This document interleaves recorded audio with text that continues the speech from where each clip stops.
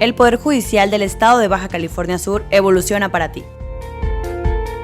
Estás sintonizando un programa de conexión ciudadana sobre temas jurídicos de interés social de una manera ágil y ligera. Buscando resolver dudas relacionadas con la impartición de justicia. Esto es Hablemos de Justicia. Comenzamos.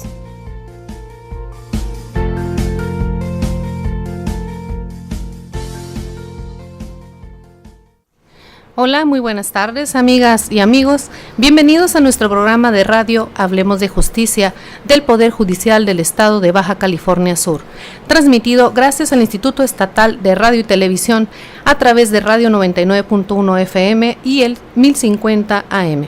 Soy la licenciada Ligia Patricia Muñoz Peña, consejera del Consejo de la Judicatura del Poder Judicial, y estaremos compartiendo este espacio con todos ustedes durante los próximos 30 minutos. Si desean comunicarse, en este momento el teléfono de cabina es el 12-223-28 y el correo electrónico es hablemosdejusticiabcs@hotmail.com. Me acompaña en este espacio la licenciada Livia Vázquez, directora de Comunicación Social. Muy buenas tardes, licenciada, bienvenida. Muy buenas tardes, licenciada. Los saludo desde la cabina, transmitiendo totalmente en vivo desde la radio de Sud California. Es un gusto estar con ustedes este miércoles. Y para dar inicio a esta emisión, quiero presentarles a nuestro invitado de esta tarde. Él es el licenciado Jaime Ernesto Zúñiga Ojeda, juez primero de primera instancia del ramo familiar, quien el día de hoy nos va a compartir un tema por demás interesante porque nos hablará del interés superior del menor. Bienvenido, licenciado, y gracias por aceptar nuestra invitación. Al contrario, muy buenas tardes y gracias por la invitación. Sea usted bienvenido, señor juez. Gracias. Buenas tardes. Licenciado, sabemos que hoy en día uno de los temas relevantes y que ha causado mucho auge es el principio del interés superior del niño o niña, que también es conocido como el interés superior del menor, el cual constituye la esencia de la Convención Internacional sobre los Derechos del Niño en su artículo 3 de la Convención de Derechos, párrafo primero. También se debe priorizar con este derecho el antes y de tomar una medida o una decisión respecto de ellos, se debe de buscar que se adopten las garantías que promuevan y protejan sus derechos, evitando al máximo el abuso de poder sobre las decisiones sobre ellos. Por lo que nos gustaría que primero nos compartiera de manera general cuál es el significado del interés superior del menor. Claro que sí, licenciada. Mire, realmente no hay un significado exacto dentro de lo que viene siendo nuestro Código Civil, nuestro Código de Procedimientos. Sin embargo, las tesis jurisprudenciales que maneja la Corte nos avisoran un pequeño un concepto que podría catalogarse, ¿no?, como una serie de principios, como una serie de criterios, de interpretaciones, de acciones, procesos que van encaminados a forjar el crecimiento, el desarrollo humano integral de un menor que tenga una vida plena, como también podría significar que se tengan las condiciones materiales, se prevean esas condiciones materiales en todo procedimiento en donde se involucren derechos del menor, ¿sí?, para que estos menores tengan una vida eficaz y que obtengan así un desarrollo personal, familiar y social posible.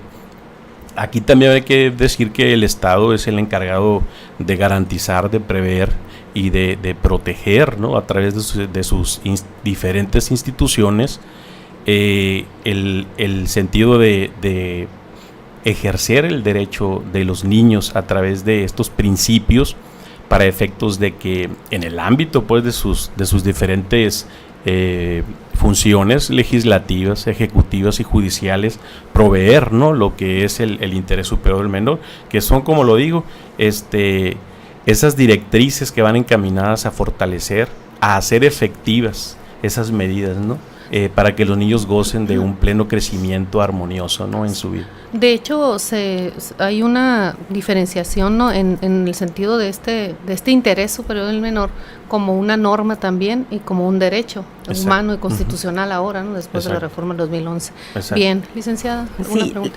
Bienvenido, licenciado. Gracias. ¿La aplicación del principio del interés superior del menor es obligatorio para el Estado mexicano? Definitivamente sí, es una obligación, y yo creo que aquí, antes de establecer sobre cuáles bases jurídicas se encuentra el interés superior del menor en nuestro Estado mexicano como nación, como gobierno, que obliga pues a todas las instituciones públicas como privadas a llevarlo a cabo, pues estaríamos hablando primeramente de la Convención de los Derechos Humanos. En la Convención de los Derechos Humanos tenemos que ya el interés superior del menor, este derecho del menor, está catalogado como un derecho humano. En su artículo 19 de esta convención, o llamada también Pacto de San José de Costa Rica, creada en 22 de noviembre de 1969, establece ese derecho a que los niños no sean escuchados y tengan derecho, ¿no?, a, por ejemplo, establecer vínculos con el padre, etcétera. Pero también dentro de lo que viene siendo la Convención sobre los Derechos del Niño, creada por la Comisión Internacional de las Naciones Unidas el 20 de noviembre de 1989, ahí establece, también en el artículo 3 y el artículo 12, el derecho a los menores, cuando son involucrados sus derechos en procedimientos judiciales o administrativos, sean pues escuchados también estos menores en aquello que les afecte. Posteriormente, ya nuestra Constitución Política de los Estados Unidos Mexicanos prevé en su artículo 1, ¿sí?, que todas las personas gozarán de los derechos humanos que esta Constitución sí reconozca, como también que de aquellos tratados internacionales de que México sea parte. Y es ahí donde se crea, en el artículo 4 constitucional, párrafo 9, el derecho al interés superior del menor, donde establece que el Estado mexicano velará y cuidará de que ese interés superior del menor, ese principio, se cumpla a través de sus diferentes órganos de gobierno. Y ese interés superior, cuidando y velando esos derechos, ¿cuáles son esos derechos? Son los derechos a la educación, a la salud, a la alimentación, a un sano esparcimiento. Yo creo que aquí en el sano esparcimiento podríamos a veces catalogarla o especificar lo que viene siendo un régimen de visita, ¿no?, cuando están con los padres. Sin embargo, es el derecho de identidad, diríamos. Exactamente, sí.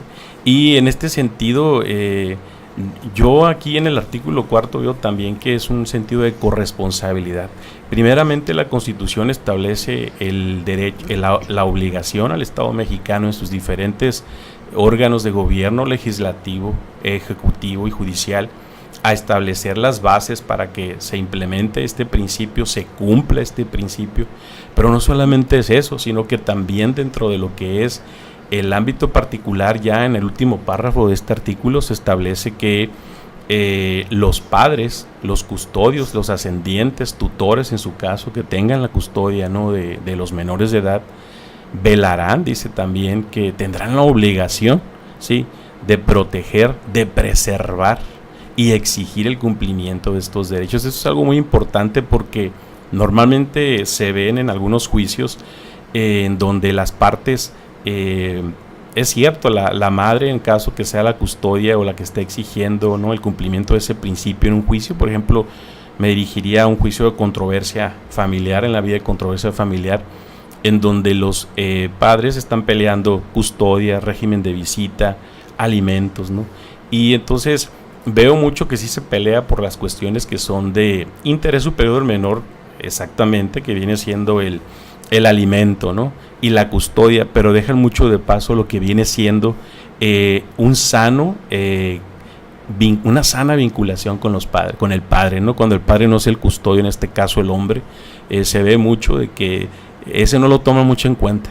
Entonces yo considero que es importantísimo, puesto que el menor, para su desarrollo integral, tiene que tener una vinculación con su progenitor, y que no sea pues ese menor, ¿no?, el que sea como un escudo, ¿no?, protegiendo nada más los intereses del custodio, sino también de la otra parte, ¿no?, que es del todo, y tiene todo el derecho, antes que nada, este menor, a ser protegido, a ser cuidado, a que, vinculándose con su ascendiente, y también muchas veces con los ascendientes por la línea paterna, en este caso los abuelos, que no se les da ese derecho. Entonces se violaría ahí ese principio, por parte de los particulares. No es nada más la autoridad la vinculante a que esté obligada, sino también los particulares, ¿no? A que el artículo 4 establece se preservará, y el particular debe cuidar de preservar, de mantener ese derecho en el interés superior del menor. Así es, muy interesante. Licenciada, ¿quieres hacer una pregunta? ¿Cómo se proyecta la aplicación de este principio del interés superior del menor? Sí, mire, el interés superior del menor en nuestro ordenamiento jurídico es vinculante, es decir, para poderlo aplicar no hay una regla completamente establecida dentro de nuestro ordenamiento, una regla que te diga bajo tales hipótesis el Código de Procedimientos establece que se va a aplicar el interés superior del menor bajo esta hipótesis. No lo existe, pero la Corte establece ahí algunos parámetros o aspectos clasificados en 3 rubros. Y a mí sí me gustaría hacer un pequeño ejemplo aquí para poderlo aterrizar, porque así a grosso modo, desde el punto de vista del concepto jurídico, a lo mejor los radioescuchas no entienden, ¿no? Por la cuestión que es términos jurídicos, ¿no? Así es. Pero hablamos de un concepto de derecho sustantivo, como un principio también jurídico interpretativo y como una norma de procedimiento. Si nos vamos en términos prácticos en un juicio en la vía de controversia familiar, estaríamos considerando que el derecho subjetivo yace en la cuestión de que cuando el juez tenga a su cargo un asunto de controversia familiar y sea pues el que en su momento va a resolver el asunto, antes que nada para poder emitir una resolución, tiene que tomar en cuenta primordialmente el interés superior del menor. Es decir, discúlpeme, licenciado, que lo interrumpa, para que más o menos nos entiendan los radioescuchas. No, es decir que en jerarquía sería más importante el derecho del menor ante los derechos de los exactamente, de los padres. Así Okay. es, exactamente, porque en este principio establece que el juez tomará en cuenta ante el interés de la mamá y el papá, que son los intereses que se están ventilando en juicio, tomarán en cuenta primeramente el juez ese interés del menor. ¿Sí? Excelente. Sí. Posteriormente ahí tendría que ponderar esos intereses y si tiene una norma jurídica que es la que va a aplicar, ¿no? Por obviedad de razones a esa resolución, muchas veces a lo mejor esa norma tiene varias interpretaciones. Uh-huh. Entonces escogerá aquella norma o aquel criterio que se adapte más y que sea más eficaz para garantizar esos derechos a la luz del interés superior del menor, para posteriormente ponderar también el juez dentro de su norma de procedimiento o dentro de su proceso de decisión aquellos posibles riesgos que les puedan pasar a los menores, ¿no? Pero en ese sentido la Corte establece esos 3 parámetros, ¿no? Para poder llegar y hacer real, hacerlo material el interés superior del menor en un procedimiento. Es decir, va a aplicar la norma que más beneficie al menor. Que más beneficie. Excelente. Sí, es bien interesante este tema. Respecto a la observancia de este principio, tratándose de alimentos, ¿qué significa? O sea, ¿se dejará de otorgar la garantía de audiencia al deudor alimentario al momento de la cuantificación de la cantidad para establecer la pensión de alimentos? Bueno, vamos a ir a una pausa, regresamos en un minuto. Permítame. El Poder Judicial del Estado de Baja California Sur evoluciona para ti.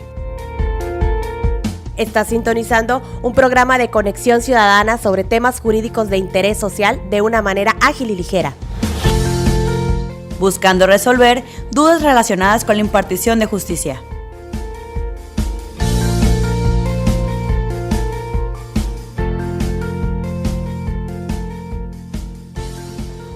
Gracias por continuar con nosotros. Estamos en Hablemos de Justicia, transmitiendo totalmente en vivo, por lo que puede comunicarse con nosotros al teléfono en cabina el 12-223-28 y ponerse en contacto a través de nuestro correo electrónico hablemosdejusticia bcs@hotmail.com.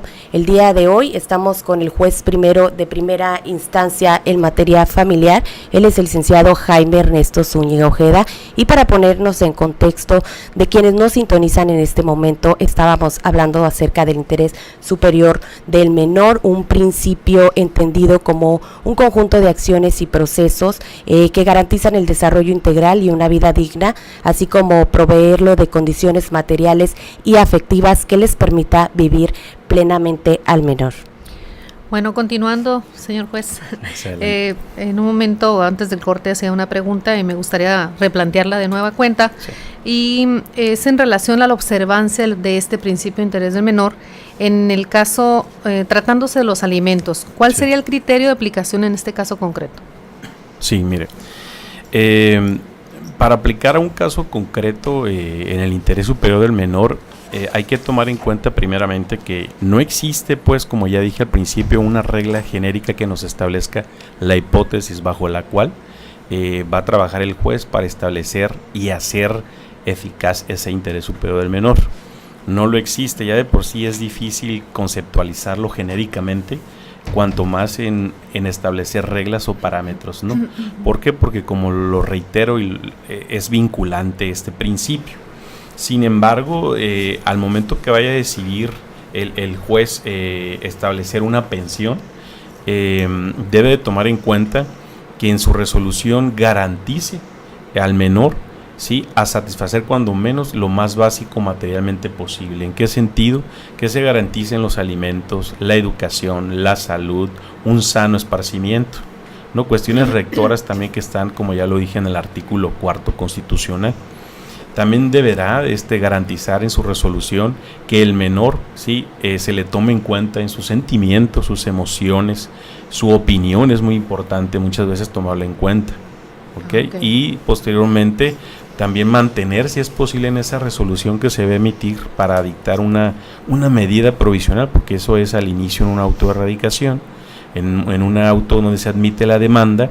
Entonces se dicta una medida provisional de un alimento por un porcentaje, y en ese sentido tendríamos, pues, que tomar en cuenta esos criterios para poder hacer eficaz el interés superior del menor. Otro punto sería que el juez, al establecer en esa resolución lo más posible que sea, se mantenga el statu quo material y espiritual de ese menor. A ver, en palabras menos técnicas. Es decir que, claro que sí, es decir que cuando se esté determinando cierta medida provisional de un alimento, el juez tenga lo suficientemente elementos o información a través de los hechos de la demanda, lo que manifiesta en este caso, si es ser posible, fuera la madre, ¿no?, que pone la demanda, anuncie sus hechos, el tipo de vida que tenía este menor, es decir, si iba a una escuela privada, que mantenga el mismo estatus de ir a su escuela, y claro, de ser posible, ¿no? Claro, porque sí. Muchas veces los padres en un determinado momento a veces no cambian las circunstancias, pero sí hay que tomar en cuenta.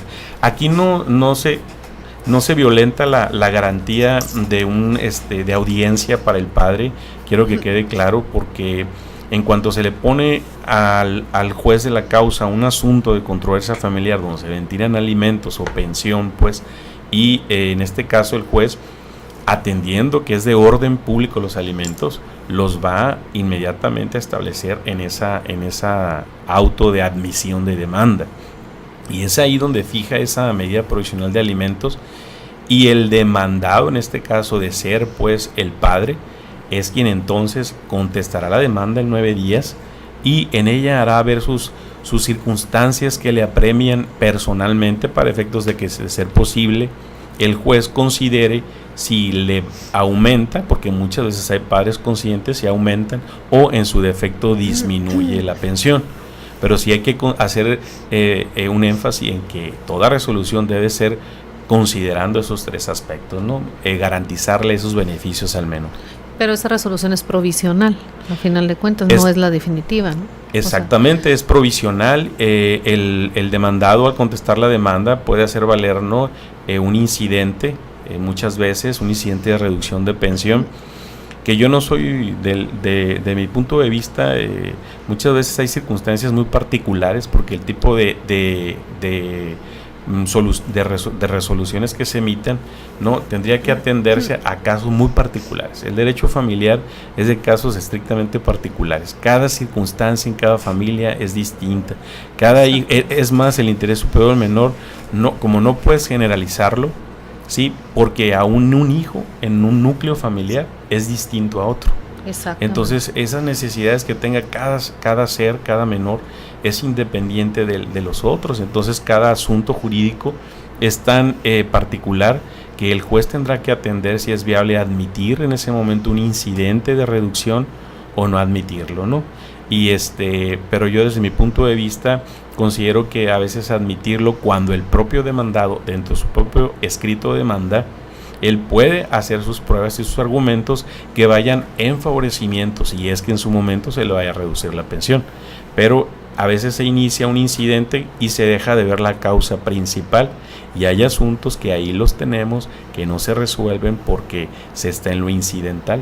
Entonces se pierde el punto de vista principal para efectos de dar también una justicia pronta y expedita, que no significa no darla porque no le estés dando alimentos. Claro que lo das desde el momento en que, y eso quiero que quede claro, desde el momento en que entra la demanda, todo juez de lo familiar lo que hace primero es otorgar una pensión provisional al menor y a cargo del padre para efectos de que inmediatamente se haga efectiva. Es privilegiar ese interés superior menor consagrado en las convenciones de que hemos hablado, como en el artículo 4 constitucional. Así es, los alimentos no pueden esperar, ¿no? Así es, son de orden público. Sí. Queremos recordarles que pueden comunicarse con nosotros a través del teléfono en cabina, es el 12-2-23-28, y además ponerse en contacto a través de nuestro correo electrónico que es hablemosdejusticia@hotmail.com. Licenciado, en las controversias sobre guarda, custodia, violencia intrafamiliar y convivencias de menores, ¿los miembros del núcleo familiar deben de acatar las disposiciones del juzgador? Definitivamente sí. Hay que ver, y reitero de nuevo, el que en cada caso familiar es particular. El juez dicta ciertas medidas de protección para salvaguardar la integridad del menor en función de este interés superior, ¿no? ¿Por qué lo hace? Muchas veces hay demandas en las que se están ventilando cuestiones que son atinentes a violencia familiar, como puede ser violencia física, violencia económica, violencia psicológica, que no solamente o muchas veces la madre no es nada más víctima de ello, sino los menores. En ese momento el juez establece un depósito a petición de parte, ¿sí? Establece un depósito del menor y de la madre, resguardándolos en el domicilio conyugal, sacando al padre de ese domicilio y ordenándole que no se acerque. Pero también en ese momento se están estableciendo las bases de los alimentos. Aquí la cuestión sería, los padres muchas veces no están acatando órdenes porque definitivamente a veces desconocen el derecho y las repercusiones, pero sí es obligación de hacerlo. Licenciado, pues se nos fue el tiempo corriendo.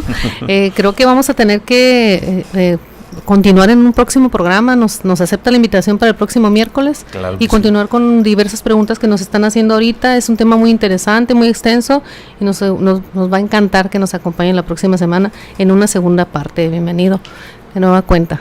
Bien, pues los esperamos el próximo miércoles. Se despide de usted la licenciada Livia Vázquez. Fue un gusto haber compartido de estos 30 minutos con ustedes durante esta tarde, licenciada. Muchas gracias, soy la licenciada Ligia Patricia Muñoz Peña, y los esperamos el próximo miércoles a las 6:30 de la tarde.